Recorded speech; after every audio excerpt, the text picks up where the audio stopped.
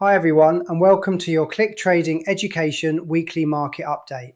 This is where we break down what's actually happening in the markets. Not predictions, not noise, just clear, structured context to help you make better trading decisions.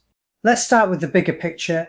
This week was very much a risk-on environment. We saw strong moves in equities, particularly the Nasdaq and FTSE, alongside continued strength in commodities, especially oil and metals. At the same time, volatility dropped sharply, with the VIX down over 20%. That combination tells us one thing: the market is becoming more comfortable with current conditions. From a macro perspective, there hasn't been a major shift, and that's exactly the point. Interest rate expectations remain relatively stable, inflation isn't surprising markets, and central banks are staying data-dependent rather than aggressive.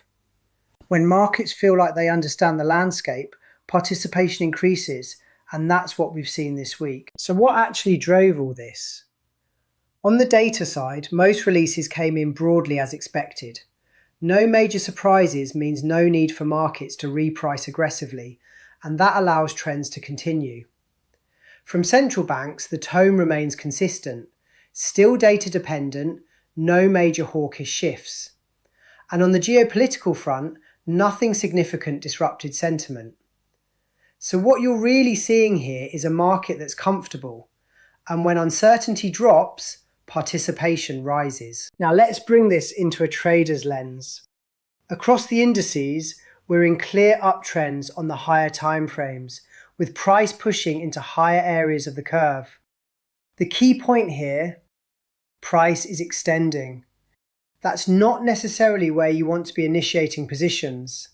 In gold and silver, we're also seeing strong bullish structure, sitting mid to high on the curve.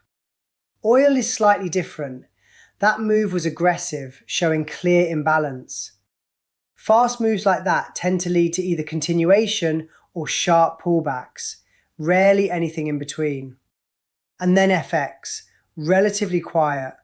Most pairs are sitting mid-curve, lacking strong directional conviction. This is fairly typical when equities are driving the broader sentiment. Looking into next week, the focus remains on key data: inflation releases, employment numbers, and any central bank commentary. Those are your primary volatility triggers. The big question now is whether markets continue this move higher or begin to stall at these elevated levels. Also, keep an eye on oil. Continued strength there could bring inflation back into focus. And importantly, watch volatility. If that starts to rise again, market behaviour will shift. So what should you actually take from all of this?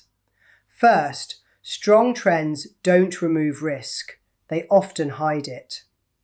Second, focus on location, not direction. Buying high on the curve, even in an uptrend, is still poor positioning.